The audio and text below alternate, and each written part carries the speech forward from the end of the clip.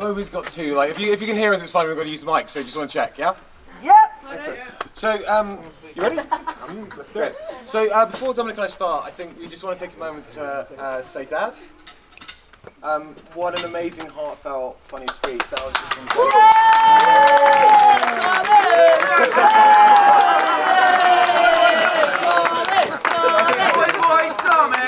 If you're ever wondering where we get our O'Kane charm and wit from, I feel it's clear where it comes from now. Okay, right now, so on to Helen. Let me first say what a privilege it is to stand here in front of you today in this beautiful chateau. What a wonderful day. For those of you that know Helen well, you know how rare it is to be in her presence and have 10 minutes of uninterrupted talking time.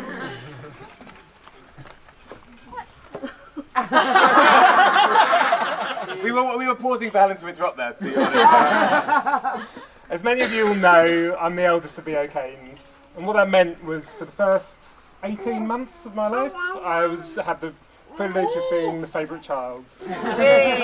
One day, however, I heard there was going to be a new kid on the block, and I started to worry that I might not be favourite anymore.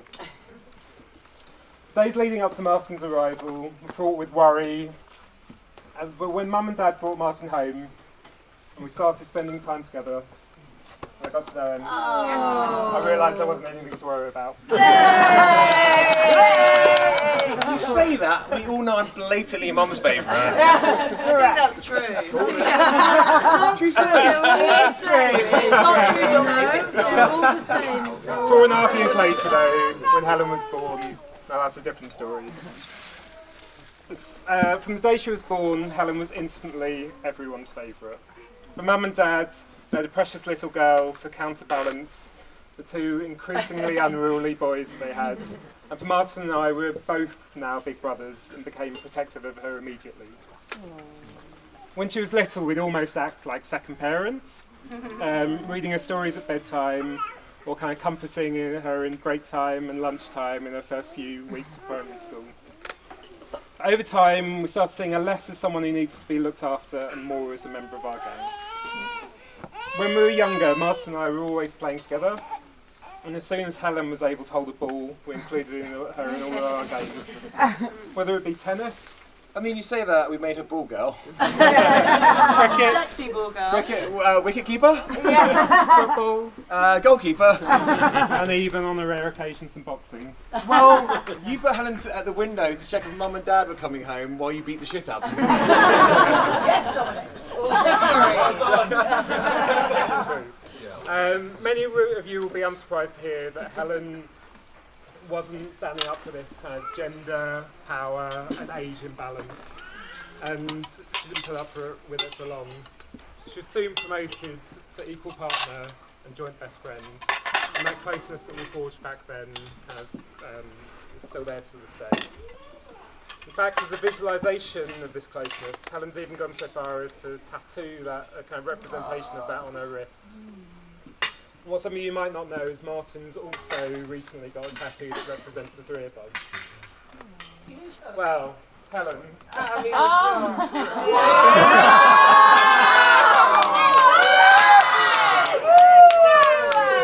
No one's seen that.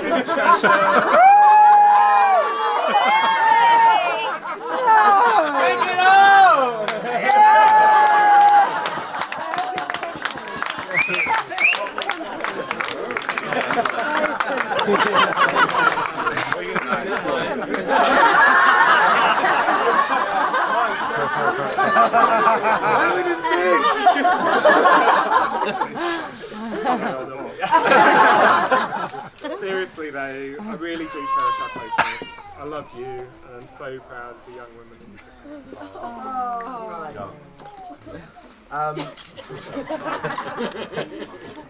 People like really love Helen. Loads, right? Can I get a whoop, please? People really love Helen.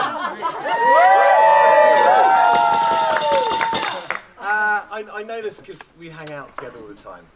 Dominic mentioned how we were close when we were younger, but I think when Helen got to her mid-20s, we became even closer. perhaps following a trail that I blazed for you, you partied, went to festivals, ski repped, and generally had a really good time, frequently in fancy dress. Yeah. So with so much in common, it was just natural that we started hanging out with each other's friends more and more. And one thing that really stood out on nights out that evenings that I spent with Hannah's friends, there'd always be one moment during the night where one of her friends would come up to me and go, Martin, I need a word with you. I'd be like, right, okay, what's about? I'm about Hannah. I was like, oh, what's wrong? Is she okay? And no. I just want to tell you, your sister's amazing. She's so much fun. I love her to bits. And then they'd follow up with like a story about her general charm, kindness or fun. Like when she'd buy her friends the inspirational Dr. Seuss book, which you actually heard a reading from Kat today in the wedding. Oh, the places you'll go, to tell her friends how much she believed in them. Or organising a friendmas with her friends in January for like a kind of a friend's Christmas. And she would like drive round to each of their houses with a Christmas stocking and post it through the letterbox that very morning. Or my personal favourite, when she was at the Secret Garden party in the Colosseum and she was having too much fun to leave, to queue to come back in to go to the toilet, she just peed where she was and flashed around for 15 minutes.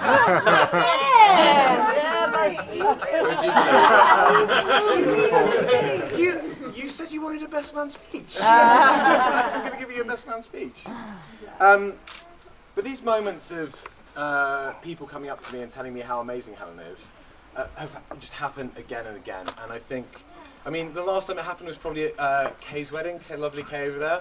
Or one of the girls from Zoe, like, who was on the Hindu, who hadn't met Helen before, just came over at the wedding and just said those exact same words again, like, your sister's amazing, she's so much fun, I love her to bits.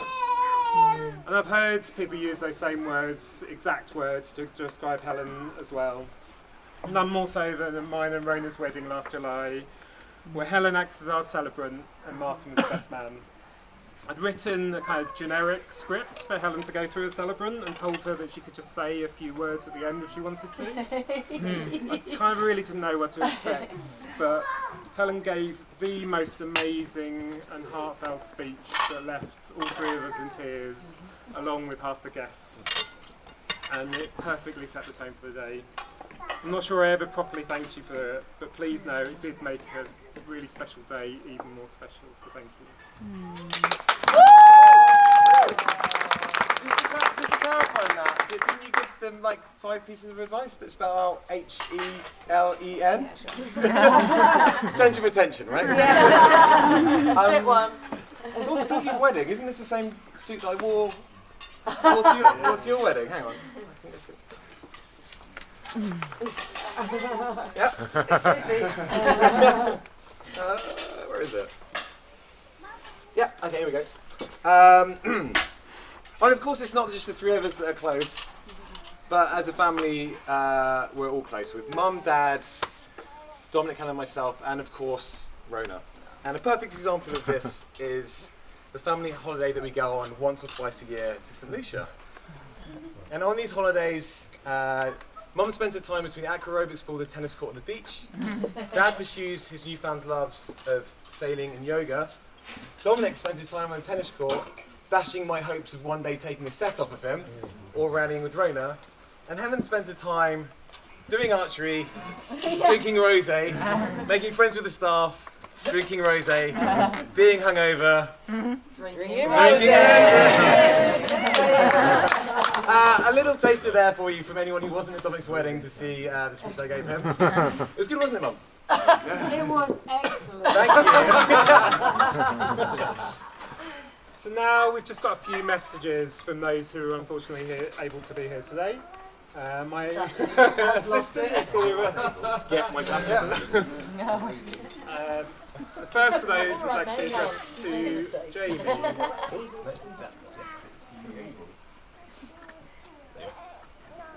Oh, this is supposed to be read in an Australian accent, by the way. Anyone volunteer? Luke, you're the closest we got. Jay, do you want to do it?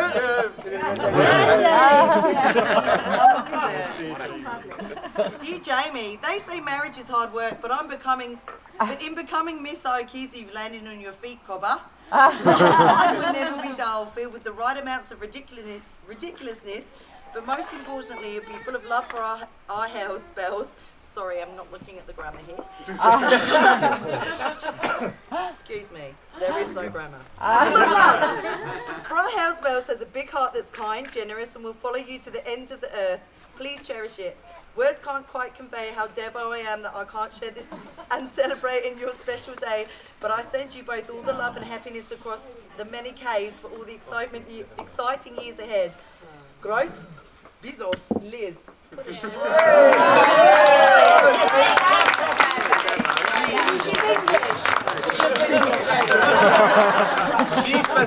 Liz specified Australian. So next up is from close friends of mine that Helen's become close friends with as well, Matt and Katie, and Kid Freddie. So sorry we couldn't. Hey, Hels and Jamie. So sorry we couldn't be there on your big day. Helen is one of our favourite people. Definitely our favourite. Okay. We would have loved to have been there in Bordeaux, raising glass and toasting your marriage, but the baby can be a total diva, and Freddie didn't fancy the flight with him. Lots of love to you both, Matt and Katie. Great, and this final one's from Lucy. She says, I'm really sad not to be there to celebrate Helen and Jamie's special day. I have no doubt that our beautiful house looks absolutely stunning. I hope you have the best time. I'll be joining you from home in a toast to the bride and groom and wish them a lifetime of happiness together. Now please can someone WhatsApp me some photos? Yeah, that's the last of the messages. So I think we've all been joking a lot about how Helen likes to be the centre of attention, and I mean it's definitely true. But there's no one else that I'd prefer to be in that position. She's my sister. I've known her for 33 years. I quite like to be the centre of attention as well. So all signs point to the fact that I should be sick of her and she should annoy the hell out of me. But she doesn't. There's no one that I prefer to hang out with more than Helen. And she's genuinely my best friend along with Dominic. And I just really want to say that you might be at other weddings where you hear people have sentiments about their siblings, but Dominic, Helen and I really do have a very close bond, and it's something that's very special to all of us.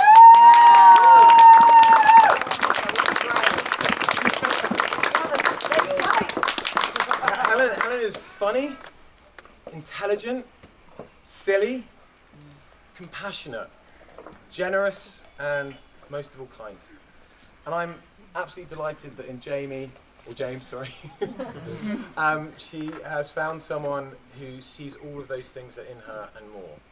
He's someone that's really great to hang out with. I love having beer with you, mate.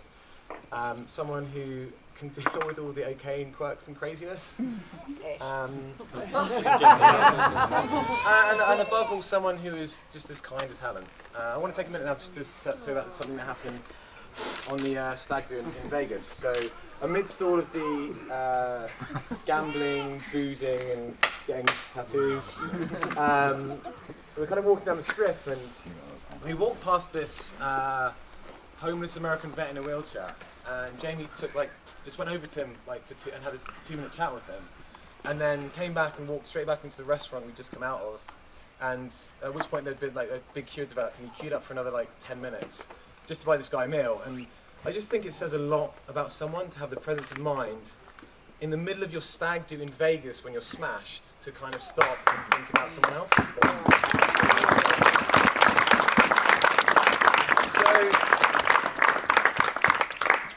So after this, Jay and I kind of walk off, I'm feeling at this point feeling really good about the man my sister's very close to marrying, and Jay and I have got a massive cliche frozen Vegas cocktails in our hand. The rest of the stag trailing behind because apparently they can't drink on a hangover.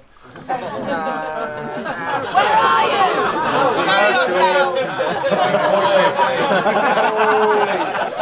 you? And so we've got a bit of a pace. We got a little bit ahead of everyone else, and Jamie at this point pulls me aside and says, "Mate, I need to have a word." I'm like, "Oh shit, okay, cool. What's up?" It's about your sister. It's like, oh, Jay, don't undo all the good work you've just done. And then he just like smiled at me and like looked me in the eye and said, your sister's amazing. She's so much fun. I love her to bits. Jamie. Thanks, mate.